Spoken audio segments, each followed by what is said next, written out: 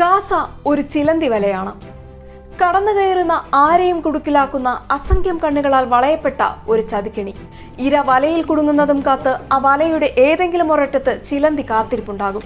ഹമാസിനെതിരെ സമ്പൂർണ്ണ യുദ്ധം പ്രഖ്യാപിച്ചിട്ട് ആഴ്ചകൾ കഴിഞ്ഞിട്ടാണ് കരുത്തരായ ഇസ്രയേൽ സൈന്യം ഗാസയിലേക്ക് ചെറിയ രീതിയിൽ സൈനിക നീക്കം തുടങ്ങിയത്. ഇസ്രയേൽ സൈന്യം ഇപ്പോഴും പൂർണ്ണതോതിൽ ഗാസയിലേക്ക് കടന്നു കയറിയിട്ടില്ല. അത് ബന്ദികളുടെ ജീവനെക്കുറിച്ച് ഓർത്തിട്ട് മാത്രമല്ല, ഗാസയ്ക്കടിയിൽ ചിലന്തി വല പോലെ ഹമാസ് നിർമ്മിച്ച തുരങ്ക ശൃംഖലകളെക്കുറിച്ചും അവയിൽ ഇസ്രയേൽ സൈന്യത്തെ ലക്ഷ്യമിട്ട് തയ്യാറാക്കിയിട്ടുള്ള ചതിക്കിണികളെക്കുറിച്ച് ഓർത്തിട്ടും കൂടിയാണ്. ഇസ്രയേൽ സേനയുടെ കടുത്ത പ്രത്യാക്രമണം പ്രതീക്ഷിച്ചു തന്നെയാണ് ഒക്ടോബർ 7-ന് ഓപ്പറേഷൻ അൽ-അക്സ ഫ്ലഡ് എന്ന പേരിൽ ഹമാസ് ഇസ്രയേലിൽ കടന്നുകയറി ആക്രമണം നടത്തിയത്.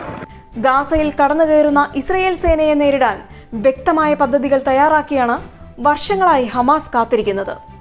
ആൾബലത്തിലും ആയുധബലത്തിലും സാങ്കേതിക വിദ്യയിലും ഇസ്രയേൽ സേനയ്ക്ക് മുന്നിൽ ഹമാസ് നിസ്സാരമാണെങ്കിലും ഗാസയിൽ കരയുദ്ധം തുടങ്ങിയാൽ ഇസ്രയേൽ സേന കടുത്ത ആൾനാശം നേരിടേണ്ടി വരുമെന്നാണ് പലരും പ്രവചിക്കുന്നത്. ഗാസയിൽ കരയാക്രമണം താൽക്കാലികമായി നിർത്തിവെക്കാൻ ഇസ്രയേലിന്റെ മേൽ അമേരിക്കയുടെ സമ്മർദ്ദം തുടരുകയാണ്. പലസ്തീനിലെ സാധാരണക്കാരുടെയും ഹമാസിന്റെ കസ്റ്റഡിയിലുള്ള ഇസ്രയേൽ ബന്ദികളുടെയും ജീവനെക്കുറിച്ചോർത്ത് വെടിനിർത്തൽ പ്രഖ്യാപിക്കണമെന്ന് ലോകത്തെമ്പാടു നിന്നും ആവശ്യമുയരുന്നു. എന്നാൽ സോൾസ്റ്റ് ഓഫ് അയൺ എന്ന് പേരിട്ട സൈനിക നടപടിയിൽ നിന്ന് പിന്നോട്ടില്ലെന്ന നിലപാടിലാണ് ഇസ്രയേൽ. ഗാസയിൽ പൂർണ്ണതോതിൽ കടന്നു കയറാൻ ഇപ്പോഴും ഇസ്രയേൽ മടിക്കുന്നത് എന്തുകൊണ്ടാണ്? ഗാസയിൽ കരയാക്രമണം നടത്തുന്ന ഇസ്രയേൽ സൈന്യം എന്തെല്ലാം വെല്ലുവിളികൾ നേരിടേണ്ടി വരും? ഹമാസിനെ ഗാസയിൽ നിന്ന് തുടച്ചു നിൽക്കുകയെന്ന ഇസ്രയേൽ ലക്ഷ്യം നിറവേറുമോ? വിശദമായി പരിശോധിക്കാം.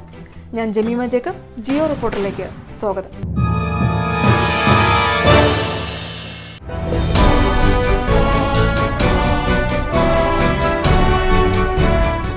ഗാസയിൽ പൂർണ്ണതോതിലുള്ള കരയുദ്ധം നടത്താൻ ഇസ്രയേൽ സൈന്യം ഒരുങ്ങിക്കഴിഞ്ഞു.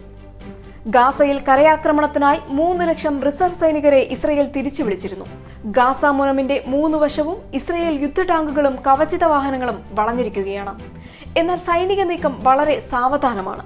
അതിന് പ്രധാന കാരണം ഗാസയിലെ മെട്രോ എന്ന് ഇസ്രയേലി സൈന്യം വിളിക്കുന്ന ഹമാസിന്റെ തുരങ്ക ശൃംഖലയാണ്. ഹമാസിന്റെ തുരങ്ക ശൃംഖലകളെക്കുറിച്ച് കൂടുതൽ അറിയണമെങ്കിൽ ഗാസ ഇസ്രയേൽ ഭയക്കുന്ന തുരങ്ക നഗരം എന്ന ഞങ്ങളുടെ വീഡിയോ കൂടി കാണുക. ലിങ്ക് മുകളിൽ കൊടുക്കുന്നു. 3 ഘട്ടമായി ഗാസയിൽ ആക്രമണം നടത്താനാണ് ഇസ്രയേൽ സേനയുടെ പദ്ധതി. ആദ്യഘട്ടത്തിൽ വ്യോമാക്രമണത്തിലൂടെ ഹമാസിന്റെ താവളങ്ങൾ നശിപ്പിക്കുക. 2ാം ഘട്ടത്തിൽ പരിമിതമായ കരയാക്രമണങ്ങൾ നടത്തുക. 3ാം ഘട്ടത്തിൽ ഹമാസിനെ തുടച്ചു നീക്കി ഗാസയിൽ മറ്റൊരു ഭരണകൂടത്തെ വാഴിക്കുക. ഗാസയിലെ സൈനിക നടപടി 2 മുതൽ 4 മാസം വരെ സമയമെടുക്കുമെന്നാണ് ഇസ്രയേൽ സേനയുടെ കണക്ക്. ഇസ്രയേലിന്റെ യുദ്ധം 2ാം ഘട്ടത്തിലെത്തിയെന്നാണ് ഇസ്രയേൽ പ്രധാനമന്ത്രി ബെഞ്ചമിൻ നെതന്യാഹു കഴിഞ്ഞ ദിവസം പ്രഖ്യാപിച്ചത്. എന്നാൽ ഇസ്രയേൽ ലക്ഷ്യമിട്ട പദ്ധതികൾ നടപ്പാക്കണമെങ്കിൽ വർഷങ്ങൾ വേണ്ടിവരുമെന്നാണ് യുദ്ധവിദഗ്ധരുടെ മുന്നറിയിപ്പ്. ഗാസയിലെ തുരങ്കങ്ങൾ കേന്ദ്രീകരിച്ച് പോരാടുന്ന ഹമാസ് പോരാളികളെ പൂർണ്ണമായി കീഴ്പ്പെടുത്താൻ അടുത്ത കാലത്തൊന്നും ഇസ്രയേലിന് സാധിക്കില്ലെന്നാണ് അവരുടെ വിലയിരുത്തൽ.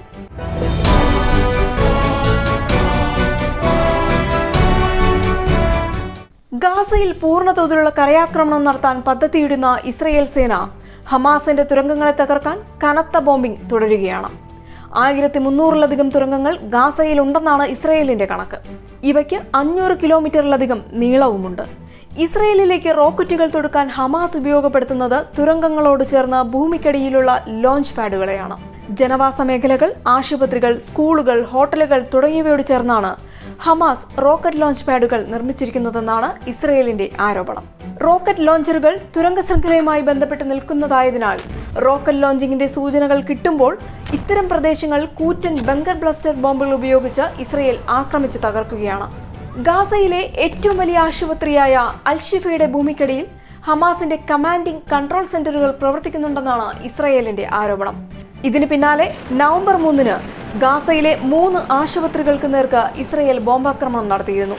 പുറത്തുനിന്നുള്ള നിരീക്ഷണങ്ങളെ മറികടന്ന് ഹമാസ് പോരാളികൾക്ക് ടണലുകളിൽ നിന്ന് ആശുപത്രിയിൽ പ്രവേശിക്കാനും പുറത്തേക്ക് പോകാനും ഇവിടെ സൗകര്യമുണ്ടെന്നും സൈനിക നീക്കങ്ങൾക്കാവശ്യമായ ഇന്ധനശേഖരവും ആശുപത്രിക്കടിയിലെ തുരങ്കങ്ങളിൽ ഹമാസ് ശേഖരിച്ചിട്ടുണ്ടെന്നുമാണ് ഇസ്രയേൽ പറയുന്നത്. എന്നാൽ ഈ ആരോപണം ഹമാസ് നിഷേധിച്ചിട്ടുണ്ട്. യുദ്ധം തുടങ്ങിയിട്ട് 1 മാസം പിന്നിട്ടപ്പോഴേക്കും ഹമാസിന്റെ 150 തുരങ്കങ്ങൾ നശിപ്പിച്ചെന്നാണ് ഇസ്രയേലിന്റെ അവകാശവാദം. എന്നാൽ ഭൂനിരപ്പിൽ നിന്ന് 100 അടിയിലേറെ ആഴമുള്ള ഹമാസിന്റെ തുരങ്കങ്ങൾ തകർക്കുക അത്ര എളുപ്പമല്ലെന്ന് സൈനിക വിദഗ്ധർ പറയുന്നു. തുരങ്കത്തിന്റെ കവാടങ്ങളോ മധ്യഭാഗമോ ബോംബ് ചെയ്ത് തകർത്താലും പുതിയ വഴികൾ നിർമ്മിച്ച് തുരങ്കങ്ങൾ പ്രവർത്തനക്ഷമമാക്കുമെന്നും അവർ പറയുന്നു. ഹമാസിന്റെ തുരങ്കങ്ങൾ തകർക്കാനായി അവയിൽ വെള്ളം നിറയ്ക്കാൻ ഇസ്രയേൽ പദ്ധതിയിടുന്നതായും റിപ്പോർട്ടുകളുണ്ട്. എന്നാൽ തുരങ്കങ്ങൾക്ക് നേർക്കുണ്ടാകുന്ന ആക്രമണം ബന്ദികളുടെ ജീവൻ നഷ്ടപ്പെടാനിടയാക്കുമെന്ന് അമേരിക്ക ഇസ്രയേലിന് മുന്നറിയിപ്പ് നൽകി കഴിഞ്ഞു. ഗാസയിലെ തുരങ്കങ്ങളിൽ ഒളിച്ചിരിക്കുന്ന ഹമാസ് പോരാളികളെ പുറത്തു ചാടിക്കാൻ ഗാസയിലേക്ക് വെള്ളവും ഇന്ധനവും ഭക്ഷണവുമായി വരുന്ന സഹായ ട്രക്കുകളെ പോലും ഇസ്രയേൽ തടയുകയാണ്.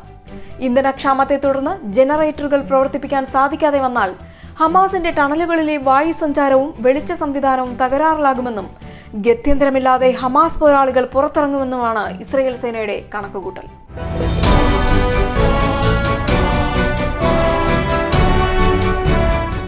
ഗാസയിലെ കരയുദ്ധത്തിൽ ഇസ്രയേൽ സൈന്യം പരാജയപ്പെട്ടേക്കുമെന്ന് വിലയിരുത്തുന്നവരുണ്ട്. ലോകത്തെ തന്നെ ഏറ്റവും ജനസാന്ദ്രമായ പ്രദേശമാണ് ഗാസ. തിങ്ങി നിറഞ്ഞ കെട്ടിടങ്ങളാണ് ഗാസയുടെ മുഖമുദ്ര. കൃഷിക്കായി മാറ്റിവെച്ചിരിക്കുന്ന പ്രദേശങ്ങൾ ഒഴിച്ചു നിർത്തിയാൽ ബാക്കിയുള്ള ചെറിയ ഭൂപ്രദേശത്താണ് 24 ലക്ഷത്തിലേറെ പേർ തിങ്ങിഞ്ഞെരുങ്ങി താമസിക്കുന്നത്.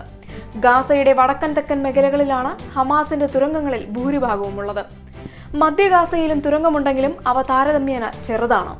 3 മേഖലയിലുമുള്ള തുരങ്കങ്ങൾ പരസ്പരം ബന്ധിപ്പിച്ചിട്ടില്ല എന്ന കണക്കുകൂട്ടലിലാണ് ഇസ്രയേൽ. ഹമാസിന്റെ തുരങ്കങ്ങൾ ഏറ്റവും കൂടുതലായി നിർമ്മിക്കപ്പെട്ടിട്ടുള്ളത് ഗാസ സിറ്റി നിലകൊള്ളുന്ന വടക്കൻ മേഖലയിലാണ്. കരയുദ്ധത്തിന്റെ ഭാഗമായി ഒക്ടോബർ 13-ന് ഈ മേഖലയിലെ പലസ്തീൻ ജനതയോട് 24 മണിക്കൂറിനുള്ളിൽ തെക്കൻ മേഖലയിലേക്ക് നീങ്ങാൻ ഇസ്രയേൽ സേന ആവശ്യപ്പെട്ടിരുന്നു. എന്നാൽ ഒട്ടേറെ പലസ്തീൻകാർ ഇപ്പോഴും വടക്കൻ മേഖലയിലെ ഗാസ സിറ്റിയിൽ തുടരുകയാണ്. വടക്കൻ ഗാസയിൽ ഹമാസിന്റെ തുരങ്കങ്ങളും ലോഞ്ചിംഗ് പാഡുകളും ഉണ്ടെന്ന് സംശയിക്കുന്ന മേഖലകളിലെ കെട്ടിടങ്ങളെല്ലാം ഇസ്രയേൽ വ്യോമസേന ബങ്കർ ബ്ലസ്റ്റർ ബോംബുകളിട്ട് തകർത്തുകൊണ്ടിരിക്കുകയാണ്. എന്നാൽ ഇപ്പോൾ തകർക്കുന്ന കെട്ടിടങ്ങൾ കരയുദ്ധം നടത്തുമ്പോൾ ഇസ്രയേൽ സേനയ്ക്ക് തന്നെ വിനയാകാനാണ് സാധ്യത. തകർന്ന കെട്ടിടങ്ങളിൽ താവളമുറപ്പിച്ചേക്കാവുന്ന ഹമാസ് സ്നൈപ്പർമാരും ഒളിപ്പോരാളികളും ഇസ്രയേൽ സേനയുടെ മുന്നേറ്റത്തിന് വിലങ്ങുതടിയാകും. നിരീക്ഷണത്തിനും ആക്രമണത്തിനും ഡ്രോണുകൾ ഉപയോഗപ്പെടുത്താൻ തുടങ്ങിയ ഹമാസ് ഇസ്രയേൽ സേനയുടെ മുന്നേറ്റം തത്സമയം നിരീക്ഷിച്ച് പല വശങ്ങളിൽ നിന്ന് ഒരേ സമയം ആക്രമണം അഴിച്ചുവിട്ടേക്കും. ഗാസയിൽ ഇസ്രയേൽ തകർത്ത പല കെട്ടിടങ്ങളോടും ചേർന്ന് ഹമാസിന്റെ തുരങ്കങ്ങളുണ്ട്. അവയിൽ ചിലതിന്റെ തുരങ്കമുഖം അടഞ്ഞെങ്കിലും സമീപത്ത് തന്നെ ബൈപ്പാസ് തുരങ്കം നിർമ്മിച്ച് ഹമാസ് പോരാട്ടം തുടരാനാണ് സാധ്യത.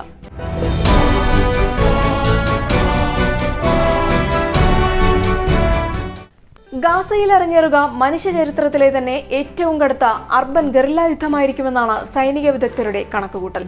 അടുക്കടുക്കായുള്ള കെട്ടിടനിരകൾ പിടിച്ചെടുത്ത് നഗരത്തിന്റെ ആധിപത്യം പിടിച്ചെടുക്കുകയെന്നത് ലോകത്തെ ഏതൊരു സൈന്യത്തിനും ബാലികേറാ മലയാണ്. യുക്രൈനിലെ നഗരങ്ങൾ റഷ്യ പിടിച്ചെടുത്ത മാതൃക പിന്തുടരാനാകും ഗാസയിൽ ഇസ്രയേൽ സേനയും ശ്രമിക്കുക. തുടർച്ചയായ പീരങ്കി മിസൈൽ ആക്രമണത്തിലൂടെ ഗാസയിലെ കെട്ടിടങ്ങളെ നിലംപരിശാക്കുകയും ഡ്രോണുകളുടെ സഹായത്തോടെ ശത്രുവിന്റെ കൃത്യമായ സ്ഥാനം കണ്ടെത്തി യുദ്ധ ടാങ്കുകൾ ഉപയോഗിച്ച് മുന്നേറാനായിരിക്കും ഇസ്രയേൽ ശ്രമിക്കുക. ഗാസ പിടിച്ചെടുക്കാൻ ഇസ്രയേൽ സേനയ്ക്ക് സാധിച്ചാലും അതിന് ഏറെ ചോരയൊഴുക്കേണ്ടി വരുമെന്ന് പലരും മുന്നറിയിപ്പ് നൽകുന്നു. ഹമാസുമായുള്ള പോരാട്ടത്തിൽ തുരങ്കങ്ങളിൽ യുദ്ധം ചെയ്യാനായി പരിശീലിപ്പിച്ച VSL കമാൻഡോ സംഘമായിരിക്കും ഇസ്രയേലിന്റെ കുന്തമുന. തുരങ്ക യുദ്ധത്തിൽ ഇസ്രയേൽ സേനയെ സഹായിക്കാനായി AI ചെറു റോബോട്ടുകളും മോഷൻ സെൻസർ ഉപകരണങ്ങളുമെല്ലാം ഉണ്ട്. എന്നാൽ ഗാസ നഗരത്തിന്റെ മുക്കും മൂലയും കാണാപ്പാടമായ ഹമാസ് പല തെരുവുകളിലും ഇസ്രയേൽ സേനയ്ക്ക് മരണക്കെണികൾ ഒരുക്കിയിട്ടുണ്ടാകും. കൂടാതെ ഗാസയിലെ തുരങ്കങ്ങളിലൂടെ പെട്ടെന്ന് പ്രത്യക്ഷപ്പെട്ട് ആക്രമണം നടത്തി അപ്രത്യക്ഷരാകാനും ഹമാസ് പോരാളികൾക്ക് സാധിച്ചേക്കും. കെട്ടിടങ്ങളുടെ ഭിത്തികൾ തുറന്ന് മറ്റു കെട്ടിടങ്ങളിലേക്ക് വഴിയൊരുക്കുന്ന ഒളിപ്പോരാളികൾ ഓരോ ആക്രമണത്തിന് ശേഷവും തങ്ങളുടെ സ്ഥാനം മാറിക്കൊണ്ടിരിക്കും. അതിനാൽ ആക്രമികളെ കണ്ടെത്തി നശിപ്പിക്കുക എന്നത് അത്ര എളുപ്പമല്ല. ഒരു ചെറിയ പ്രദേശം പിടിച്ചെടുക്കാൻ പോലും ആഴ്ചകൾ വന്നേക്കാം. കൂടാതെ സ്വന്തം തട്ടകത്തിൽ പ്രതിരോധിക്കുന്നതിന്റെ ആനുകൂല്യം ഹമാസിന് ഇസ്രയേൽ സേനയുടെ മേൽ മുൻതൂക്കം നൽകിയേക്കും. നിലനിൽപ്പിനായി രണ്ടും കൽപ്പിച്ച് പൊരുതുന്ന ഹമാസ് പോരാളികളിൽ മിക്കവരും ഒരിക്കലെങ്കിലും ഇസ്രയേൽ സേനയുടെ ആക്രമണത്തിന്റെ നീറുന്ന ഓർമ്മകൾ പേറുന്നവരാണ്. അതിനാൽ പ്രതികാര ബുദ്ധിയോടെയുള്ള ഹമാസിന്റെ പോരാട്ടം ഇസ്രയേൽ സേനയുടെ മുന്നേറ്റത്തിന് കടുത്ത വെല്ലുവിളിയായേക്കും. ഹമാസ് എന്ന പ്രസ്ഥാനത്തെ തകർക്കാൻ ഇസ്രയേലിന് സാധിച്ചാലും അതുയർത്തുന്ന ആശയ പോരാട്ടം ഗാസയുള്ളിടത്തോളം തുടരാനാണ് സാധ്യത. ഗാസ എന്ന ഹീബ്രു വാക്കിന് കരുത്തേറിയ നഗരം എന്നൊരർത്ഥമുണ്ട്. ബൈബിളിന്റെ കാലം മുതൽ ഇന്നോളം പല സാമ്രാജ്യങ്ങളും ഗാസയുടെ ആധിപത്യത്തിനായി ചോര ചിന്തിയിട്ടുണ്ട്. മഹാനായ അലക്സാണ്ടറും റോമാക്കാരും കുരിശുദ്ധക്കാരും ഓട്ടോമൻ സാമ്രാജ്യവും ബ്രിട്ടീഷ് സാമ്രാജ്യവുമെല്ലാം ഗാസയുടെ ആധിപത്യം പലപ്പോഴായി പിടിച്ചെടുത്തിട്ടുണ്ട്. യുദ്ധങ്ങളിലും പോരാട്ടങ്ങളിലും ഗാസയിൽ ചോരപ്പുഴകൾ ഒഴുക്കിയിട്ടുണ്ടെങ്കിലും അന്നും ഇന്നും ഒരു പ്രാചീന ജനത തലമുറകളായി അതിന്റെ ഓരം പറ്റി ജീവിക്കുന്നുമുണ്ട്. ഒട്ടേറെ പോരാട്ടങ്ങളെയും പടയോട്ടങ്ങളെയും നേരിട്ടിട്ടും ഇന്നും തലയുയർത്തി നിൽക്കുന്ന ഗാസ നഗരത്തിന്റെ കരുത്തേറിയ നേരാവകാശികളായി. ഗാസയിലെ തുരങ്കങ്ങളിൽ കടന്നുകയറി ഹമാസിനെ തോൽപ്പിക്കാൻ ഇസ്രയേൽ സേനയ്ക്ക് സാധിക്കുമോ?